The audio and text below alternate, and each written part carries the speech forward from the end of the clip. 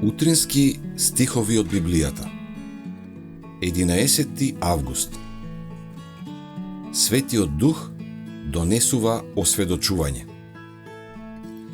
А кога ќе дојде Тој, ќе го увери светот за грев и за правда и за суд. Јован 16:8. Привилегија на секој христијанин е да го ужива длабокото влијание на Духот Божи. Сладок, небесен мир ќе завладее со умот и ќе ви биде убаво да размислувате за Бога и за небото. Ќе се насладувате со славните ветувања од Неговата реч. Но прво знајте дека сте го започнале христијанскиот пат. Знајте дека првите чекори се направени на патот кон вечниот живот. Не дозволувајте да бидете измамени. Се плашам. Да, знам дека многумина од вас не знаат што представува религијата.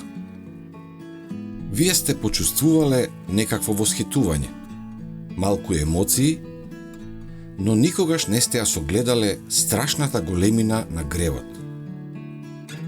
Никогаш не сте ја почувствувале вашата безизгледна состојба и не сте се свртале од вашите зли патишта со длабока жалост.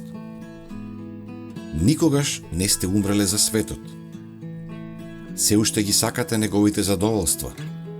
Сакате да се вклучите во разговор за световни работи.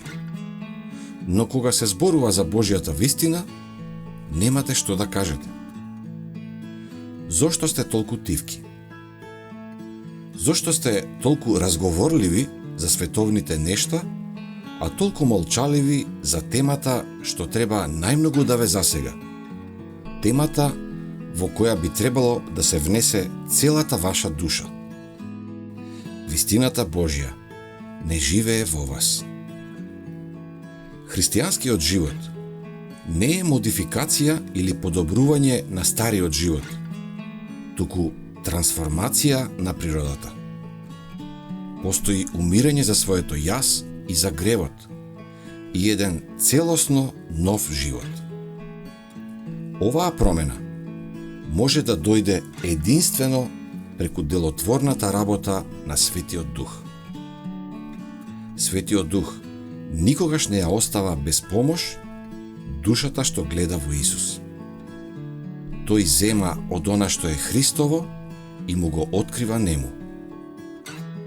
Ако очите се задржат вперени во Христос, делото на Духот не престанува додека душата не се преобрази според неговиот лик.